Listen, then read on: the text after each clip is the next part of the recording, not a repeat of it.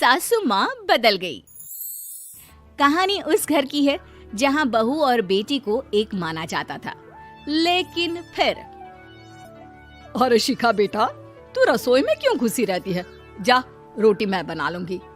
नहीं नहीं माँ जी, आप बैठिए, बस सारा खाना बन ही गया है। श्वेता को बोल देती हूँ, वो खाना लगा देगी सबका। सॉरी भाभी, मेरे पास वक्त नहीं है। माँ, मुझे पैसे देना, पार्लर जाना है। हाँ हाँ चली जाना, भाभी को भी ले जाना।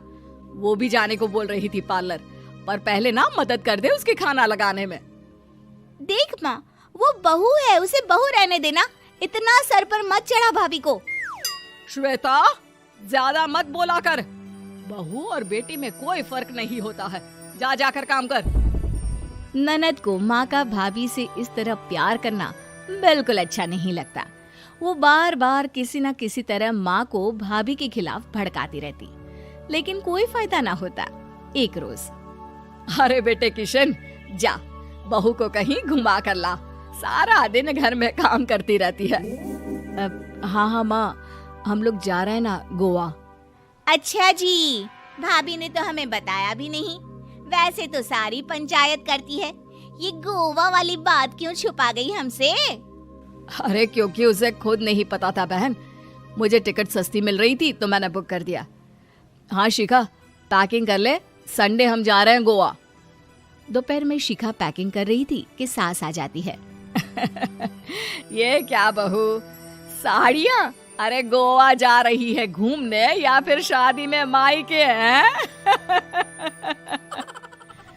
माँ जी, ऐसा कुछ है ही नहीं, समझ में नहीं आ रहा क्या रखूं कपड़े में। अरे तेरी और श्वेता की साइज तो एक ही है, उसके कुछ मॉडर्न कपड़े ले ले, आकर लौटा देना।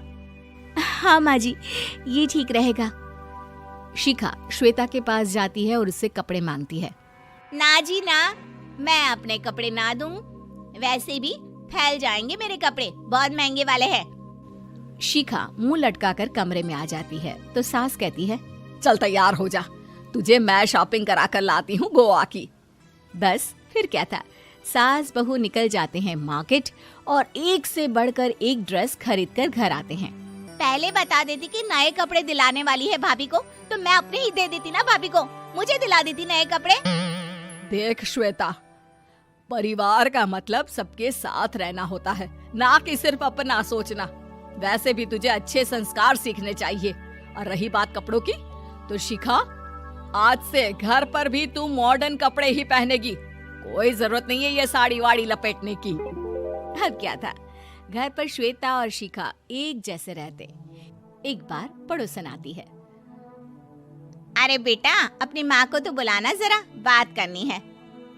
शिखा सास को बताती है और रसोई में चली जाती है। ये आपकी बेटी बहुत बड़ी हो गई है, इसके लिए एक रिश्ता है, कहो तो बता दूं।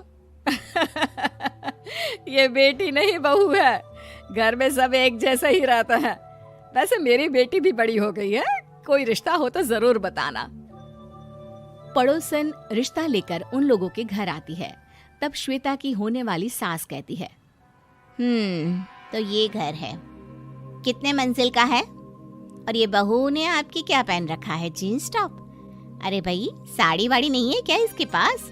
देखिए, सर्दी है तो साड़ी में बहू कैसे मैनेज करती, वैसे पहनती है साड़ी भी। देखिए, हम लोग ठहरे पैसे वाले लोग, कोई कमी नहीं है हम लोगों के पास पैसों की, बहुत पैसे हैं, जमीन, नौकर चाकर, कार, सब कुछ है, लेकिन घर में संस्कारी बहू चाहिए। समझ रही हैं ना आप? सास कुछ कहती कि श्वेता बोल पड़ती है, हाय रे, नौकर चाकर से लेकर जमीन, कार, पैसा, हाँ, मुझे रिश्ता मंजूर है मुझे। अरे रुक जा श्वेता, मैं बात कर रही हूँ ना। देखिए, हम लोगों के घर इतनी आजादी नहीं मिलेगी। अरे हाँ कर देना माँ, हाँ कर दे जल्दी से। सास क्या करती, बेटी की शादी ऐसे घर में कर देती है जहाँ ना उनके विचार मिलते हैं और ना ही आचार।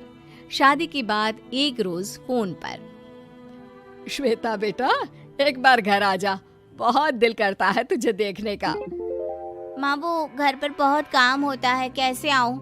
बड़ा घर है, लेकिन आने जाने वालों की लाइन ही लगी रहती है।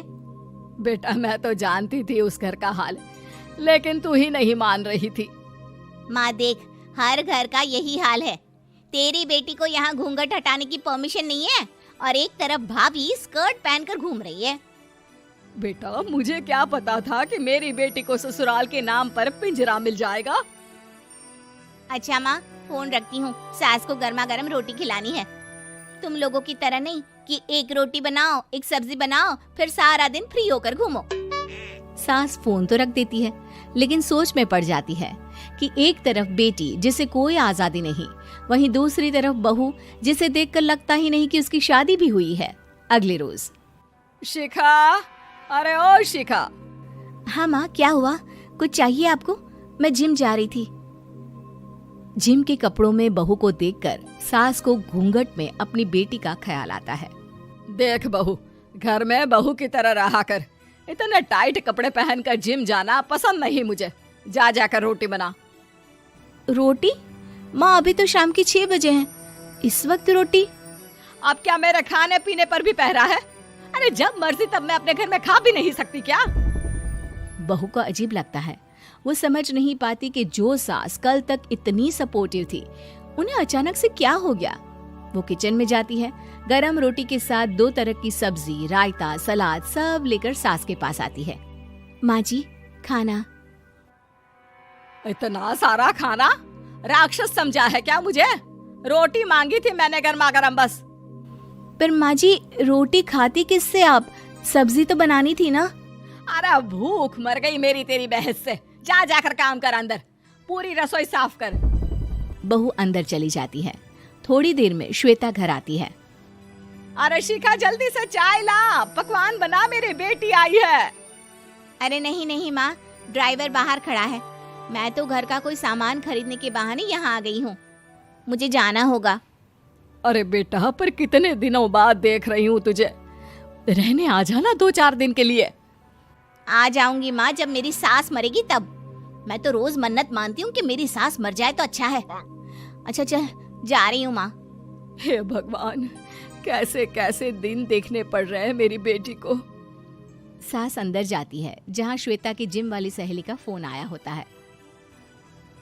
क्या बात है, आज जिम नहीं आई? अरे पता नहीं यार, आज माँ को क्या हो गया अचानक।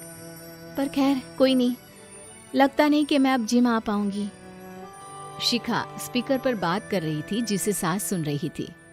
यार ये सास ना होती ही ऐसी है। मैं तो कहती हूँ बुढ़िया जल्दी मरे और तू आराम से जिए। शिखा को सहेली की बात पर गुस्सा आ जाता है। माँ के मरने की कौन सा बच्चा दुआ मांगता है मोहिनी? आगे से ऐसी बात मेरे सामने मत करना। हमारे घर की शोभा ही माँ है। क्या हुआ जो थोड़ी सख्ती दिखा रही है? उसमें भी कोई ना कोई उनकी भलाई ही होगी। मैं तो कहती हूँ भगवान मेरे जैसी सास सबको दे, जो सिर्फ माँ की तरह है। सास वाली तो कोई बात ही नहीं है उनमें। सास ये बात सुन रही थी। उनकी आंख में आंसू आ जाते हैं कि क्यों वो बेटी की किस्मत में बहू को भी भागीदार बना रही थी।